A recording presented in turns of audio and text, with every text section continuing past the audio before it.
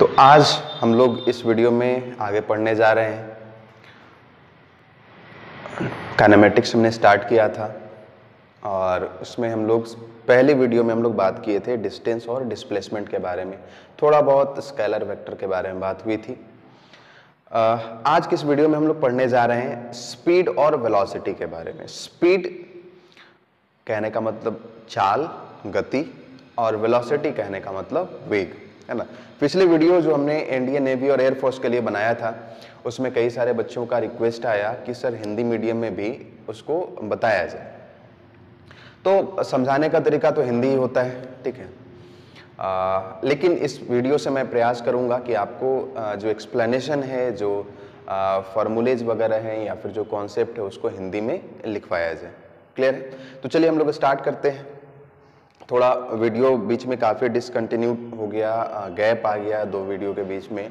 Reason ये था कि पहला जो वीडियो हमने बनाया था काइनेमेटिक्स का, डिस्टेंस और डिस्प्लेसमेंट टॉपिक को लेकर के, उसके जस्ट बाद ही मेरी तबीयत ख़राब हो गई और एक लंबे टाइम तक काफ़ी अच्छा खासा ख़राब रहा, है ना। इतनी भी स्ट्रेंथ नहीं थी बॉडी में कि मैं आप लोग के लिए वीडियो बना पाऊँ। तो खैर अब ठीक ठाक है, तो हम लोग आगे बढ़ते हैं, चलते हैं समय को न गंवाते हुए। और आज हम लोग पढ़ेंगे इस टॉपिक में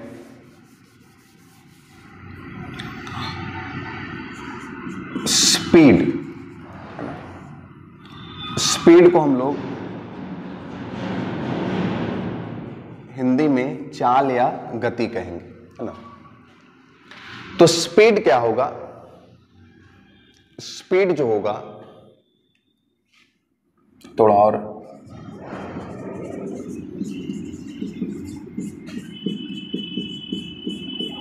इसको जरा हम लोग समझते हैं स्पीड क्या है, ठीक। तो इसको हम लोग डिफाइन करते हैं, इसको हम लोग परिभाषित करते हैं कि जो रेट है, जो दर है डिस्टेंस कवर करने का। डिस्टेंस क्या होता है आपको अच्छी तरीके से समझ में आता है ना। पिछले क्लास में हमने, पिछले वीडियो में हमने एक्सप्लेन भी किया था, बताया था, उससे रिलेटेड कुछ क्वेश्चन भी किए थे। तो डिस्टेंस क्या होता है आपको समझ में आता है। डिस्टेंस कवर करने का जो रेट है, दूरी तय करने का जो दर है, उसी को हम लोग क्या कहेंगे? स्पीड कहेंगे, या उसी को हम लोग क्या कहेंगे? चाल कहेंगे। जिस दर से डिस्टेंस कवर हो रहा है उसको हम लोग क्या बोलेंगे? चाल। अब इसको थोड़ा समझते हैं, एक एग्जांपल लेकर के हम लोग समझते हैं कि आखिर क्या होगा, स्पीड क्या होगा या चाल क्या होगा, उसको जरा हम लोग समझते हैं। देखिए बड़ा सिंपल सा है। देखो मान लो कि आपके यहाँ कोई रिलेटिव आ रहे हैं, ठीक, झोला में अच्छा वाला मिठाई है, आपको जानकारी लगती है कि आ रहे हैं, है ना, मामा आ रहे हैं सपोज कर लो। तो इतना तय बात है कि कुछ लेकर के आ रहे होंगे। तो जैसे ही आपने देखा, जैसे ही आपको जानकारी हुई कि मामा आ रहे हैं मिठाई लेकर के, आप लोग दो भाई थे, घर पे थे दोनों आराम से, यहां से दौड़ना शुरू किया कि भाई मामा आ रहे हैं। यहां से दौड़ना शुरू किया आपने। अब दोनों एक ही जगह पे हैं, घर पे ही हैं, और मामा के पास पहुंचना है रास्ते में जो आ रहे हैं। तो यहां से यहां तक का डिस्टेंस क्या हुआ? आप दोनों के लिए क्या हुआ? बराबर हुआ, सेम हुआ, है ना। ये डिस्टेंस है, दूरी है बराबर। अब आप ही दोनों में से क्या होता है? कोई जल्दी पहुंच जाता है, मतलब पहले पहुंच जाता है, और कोई थोड़ा देर से पहुंचता है।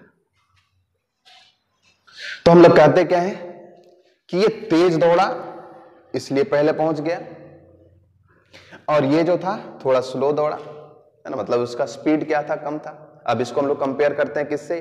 टर्म क्या देते हैं? स्पीड देते हैं। क्या देते हैं? चाल। क्या बोलते हैं? उसका चाल तेज था इसलिए जल्दी पहुंच गया, पहले पहुंचा।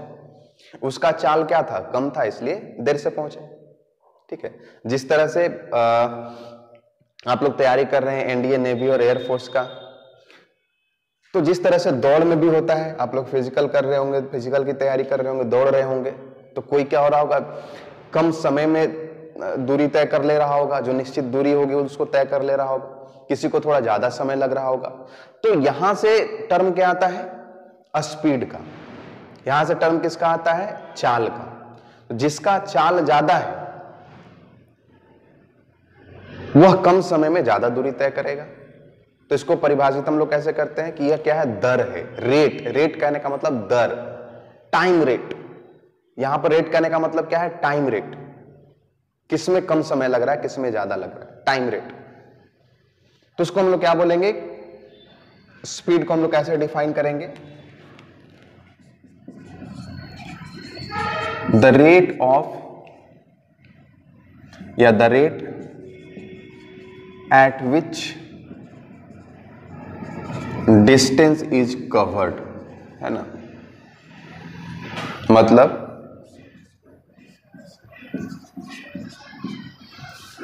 दर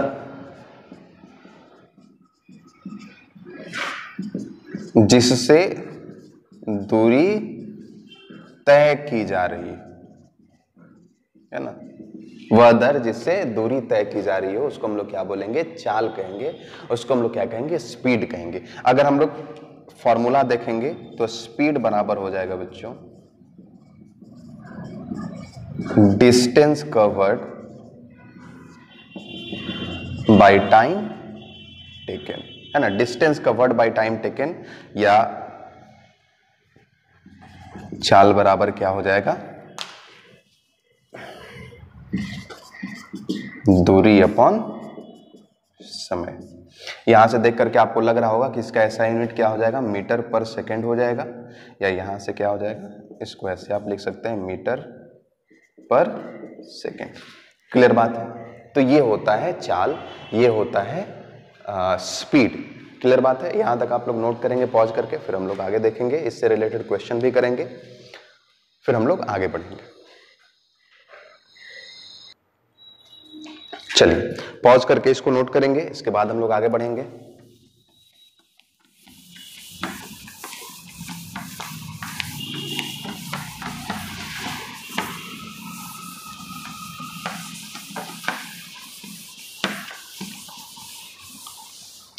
देखो स्पीड जो होगा, जो चाल होगा, वो दो तरह का होगा। स्पीड यानी कि चाल दो तरह का होगा। देखते हैं स्पीड जो होगा बच्चों वो दो तरह का होगा। देखो ध्यान से, बढ़िया से, अच्छे से। एक होगा एवरेज स्पीड, है ना, और दूसरा होगा इंस्टैंटेनियस।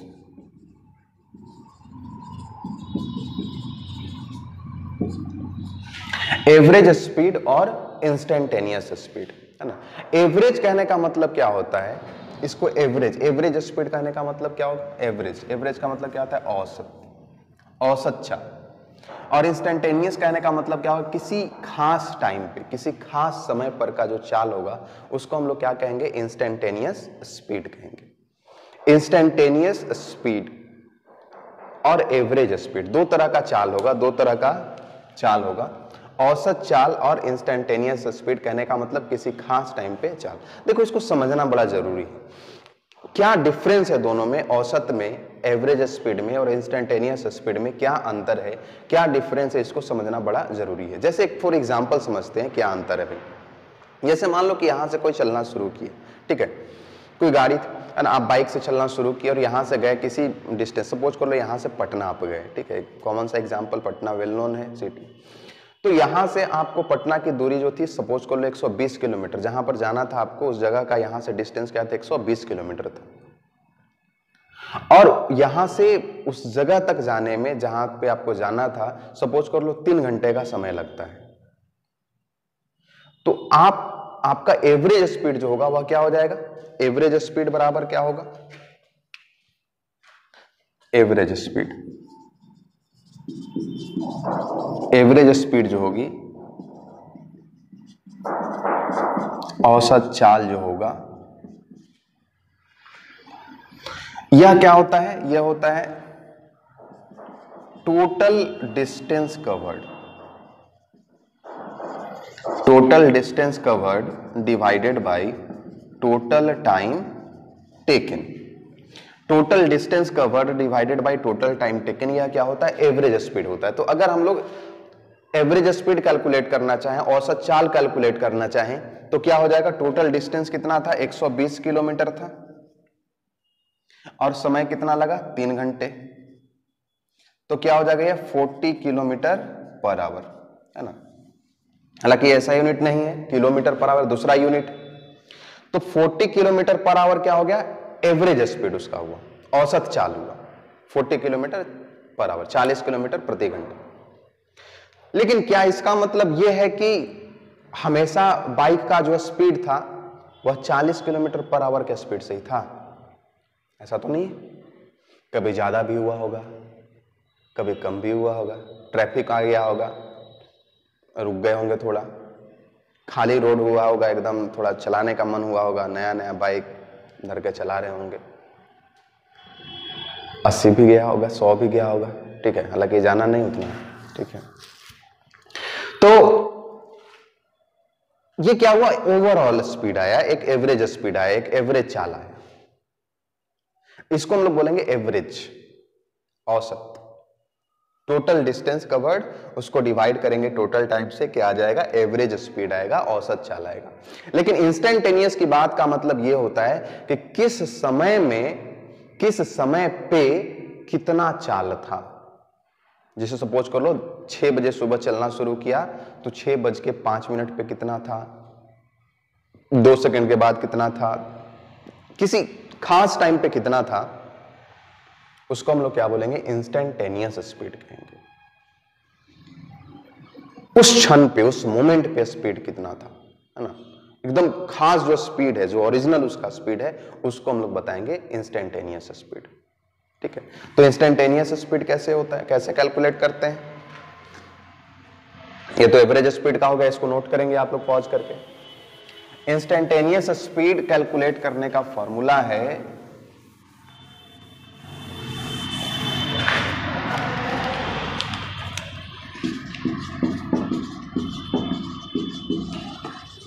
इंस्टेंटेनियस स्पीड बराबर होता है बच्चे limit as delta t tends to 0, है ना।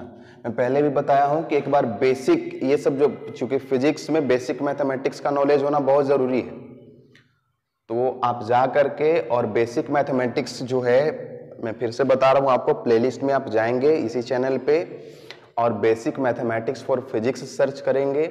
उसमें बेसिक जो मैथमेटिक्स आपको जानकारी होनी चाहिए फिजिक्स को समझने के लिए, वो पूरा बताया गया है। डिफरेंशिएशन, बेसिक इंटीग्रेशन, है ना, उसको जरूर पढ़ेंगे। और दूसरी बात वेक्टर, है ना, वेक्टर का भी नॉलेज होना आपको बहुत जरूरी है, तभी आप लोग आगे बढ़ पाएंगे। तो वीडियो बना हुआ उसको जरूर आप देखेंगे। तो limit delta t tends to 0, delta S by delta t, या डेल्टा एस क्या है? डिस्टेंस है, और डेल्टा टी क्या है? टाइम है ना। तो इसको हम लोग लिखते हैं थोड़ा छोटे रूप में d s by d t, या क्या है? Differentiation with respect to, differentiation of distance या position with respect to time, है ना, डी टी। हिंदी में इसको औलकज कहते हैं, औकलज देख लेना आप लोग, ठीक है। मैं प्रयास कर रहा हूं हिंदी में बताने का, ठीक है। तो अवकलज कहते हैं इसको, डिफरेंशिएशन को, आई थिंक, ठीक है। आप लोग देख लेंगे एक बार। तो ds बाई डी टी, है ना। डिफरेंशिएट जब हम करेंगे, है ना, जब डिफरेंशिएट करेंगे हम डिस्टेंस को, तो क्या मिलेगा? किसके रेस्पेक्ट में? टाइम के रेस्पेक्ट में। तो हमको क्या मिलेगा? इंस्टेंटेनियस स्पीड मिलेगा, उस टाइम का स्पीड मिलेगा, उस मोमेंट का स्पीड मिलेगा। क्लियर बात है? तो इसको हम लोग क्या बोलेंगे? इंस्टेंटेनियस स्पीड, है ना। ये इंस्टेंटेनियस स्पीड, इससे हम लोग कैलकुलेट कर सकते हैं। क्लियर बात है? यहां तक आया समझ में? 100%। तो स्पीड क्या है समझ में आया, एवरेज स्पीड क्या है समझ में आया, इंस्टेंटेनियस स्पीड क्या है समझ में आया। क्लियर बात है? चलिए अब हम लोग इससे रिलेटेड कुछ क्वेश्चन करते हैं ताकि आपको और अच्छे से समझ में आ जाए और आप लोग क्वेश्चन बना पाए, जो एग्जाम में क्वेश्चन आते हैं जिस तरह के, तो आप लोग बना पाए। ठीक है, इसको नोट करेंगे आप लोग और क्वेश्चन मैं आप लोग को देता हूं। देखो बच्चे, एक क्वेश्चन है आपके सामने कि an object covers 40 kilometre distance in 5 minutes. एक बॉडी जो है 5 मिनट में 40 किलोमीटर का डिस्टेंस कवर करता है। What is its speed in metre per second and kilometre per hour. उसका स्पीड मीटर पर सेकेंड में और किलोमीटर पर आवर में क्या है। हिंदी में भी हमने नीचे लिख दिया है क्वेश्चन को कि एक वस्तु 5 मिनट में 40 किलोमीटर की दूरी तय करता है, उस वस्तु की गति मीटर पर सेकेंड तथा किलोमीटर प्रति घंटा में क्या होगी। चलिए आइए जरा हम लोग देखते हैं। देखिए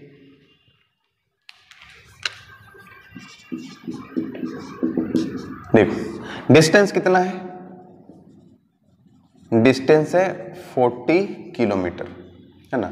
40 किलोमीटर कहने का मतलब क्या हो गया, 40 इंटू 1000 मतलब 40,000 मीटर। और टाइम कितना है, टाइम है 5 मिनट्स।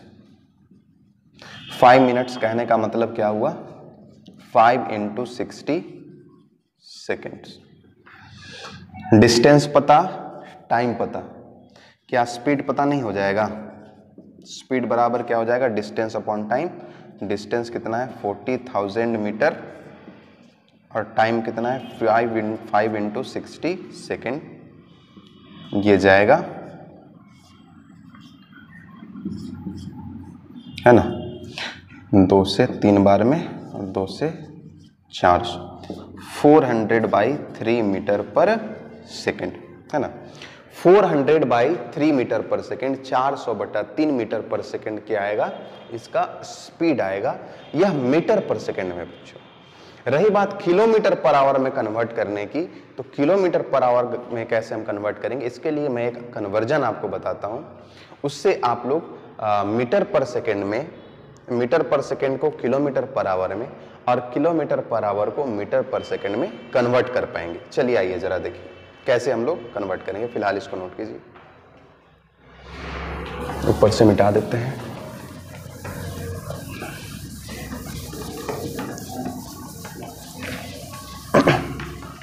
बढ़िया से रहें, पढ़ते रहें, सीखते रहें। तबीयत का भी थोड़ा ध्यान रखो भाई, बड़ा गड़बड़ स्थिति हो जाता है तबीयत खराब होने के बाद। देखो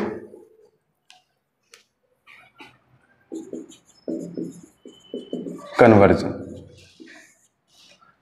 metre per second two kilometre per our है ना। जैसे मान लो कि किसी बॉडी का स्पीड क्या है 1 मीटर पर सेकेंड है। 1 मीटर पर सेकेंड को हमको किलोमीटर पर आवर में कन्वर्ट करना है, तो इसको हम क्या लिख सकते हैं, 1 मीटर पर सेकेंड को क्या लिख सकते हैं, 1 मीटर बाई 1 सेकेंड ऐसा लिख सकते हैं। इसका मतलब क्या हो जाएगा, 1 मीटर का मतलब क्या हो गया, 1 इंटू 10⁻³ किलोमीटर लिख सकते हैं।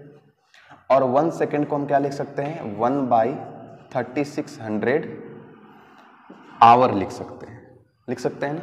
इसका मतलब क्या हो जाएगा, 10⁻³ मतलब यह क्या हो जाएगा 1/1000 किलोमीटर बाई 1/3600 आवर, 3600, 1/3600 आवर। इसका मतलब क्या हो गया, 1 मीटर पर सेकेंड बराबर क्या हो गया बच्चे, यह 3600 चला जाएगा ऊपर और 1000 चलाएगा नीचे। इसको भी नीचे ऊपर लेके मत चल जाना, ये जैसे हो इसी रहेगा, किलोमीटर पर आवर। तो ये कट गया, बाकी 2 से 5 बार में और 2 से 18 बार में। मतलब आपको मीटर पर सेकेंड को किलोमीटर पर आवर में कन्वर्ट करना है, तो आपको क्या करना होगा, 5/18 से मल्टीप्लाई करना होगा है ना। 5/18 से क्या करना होगा, मल्टीप्लाई। अगर किलोमीटर पर आवर को मीटर पर सेकेंड में कन्वर्ट करना है,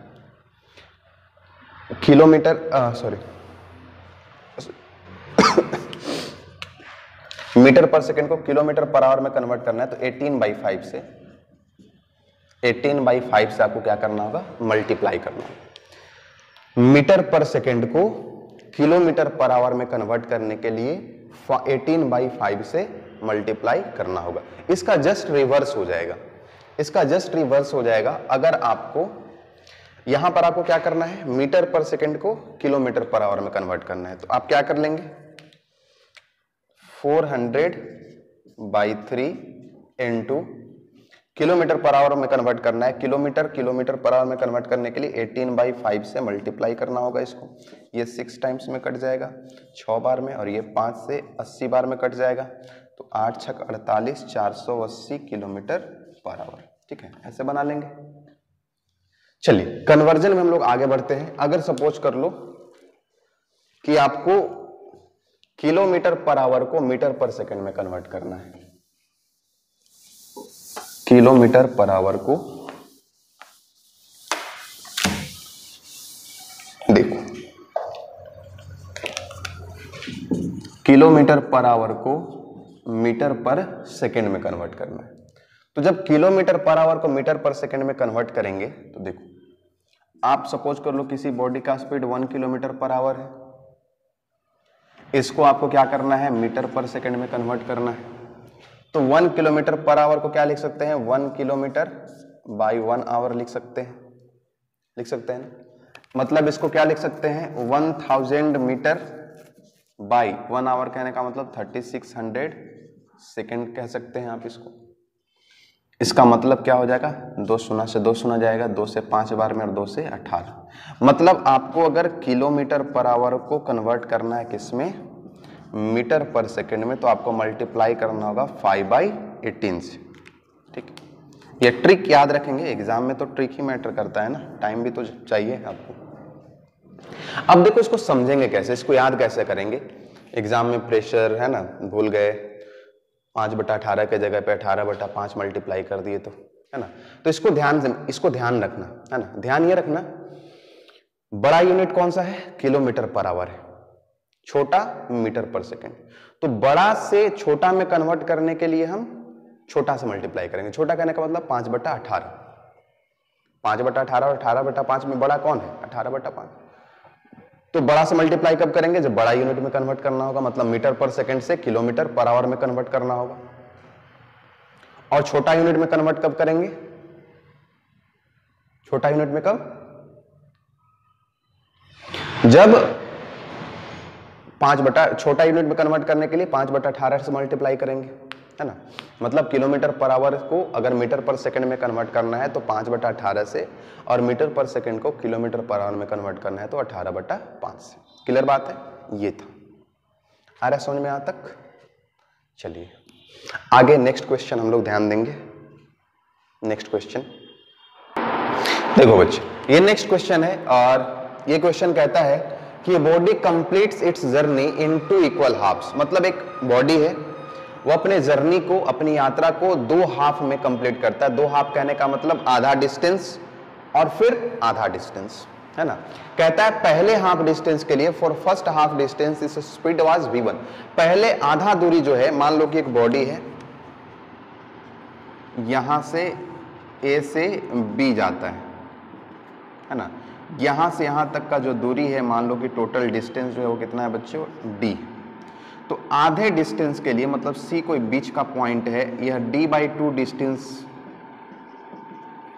और यह भी क्या है, अगला d/2 डिस्टेंस। तो यह d/2 डिस्टेंस v1 स्पीड से कवर करता है। मतलब यहां से A से C जाता है v1 स्पीड से, और C से B जाता है v2 स्पीड से। आपसे पूछ रहा है कि इसका एवरेज स्पीड क्या होगा, इस बॉडी का एवरेज स्पीड कितना होगा, ये आपसे पूछ रहा है। तो देखो एवरेज स्पीड के लिए क्या करना है आपको, टोटल डिस्टेंस और divided by total time taken, यही तो करना है। तो टोटल डिस्टेंस d है और टोटल टाइम आपको कैलकुलेट करना है। यहां पर थोड़ा सा समस्या है, आइए देखिए कैसे हम लोग सॉल्व करेंगे। देखो सपोज कर लो, देखो सॉल्व हम लोग करेंगे A से C जाने में, है ना, मतलब for first half distance.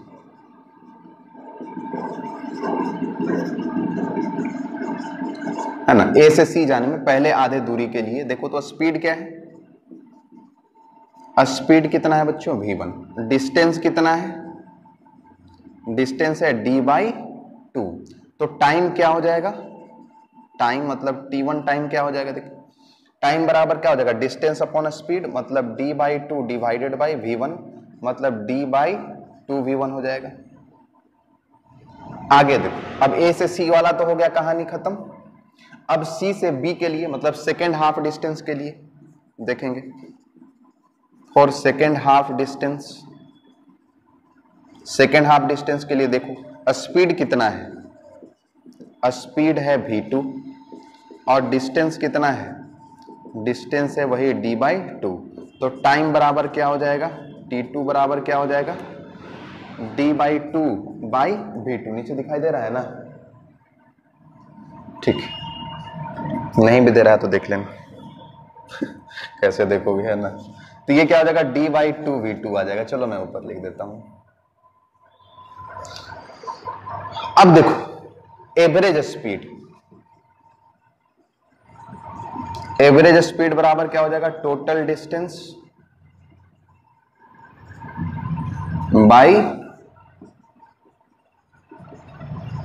Total time, है ना। Total distance by total time. तो टोटल डिस्टेंस बराबर क्या हो जाएगा बच्चे, d/2 प्लस d/2 और टोटल टाइम बराबर क्या हो जाएगा, t1 प्लस का t2। तो एवरेज स्पीड बराबर क्या हो जाएगा, d/2 और d/2 क्या हो गया, d हो गया और t1 के जगह पे क्या पुट करेंगे, d/2v1, यहां से d/2v1 और प्लस d/t2 के जगह पे क्या हो जाएगा, d/2v2 हो जाएगा ना, इतना। ठीक, चलो इधर लिख देते हैं, इधर मिटा देते हैं ऊपर।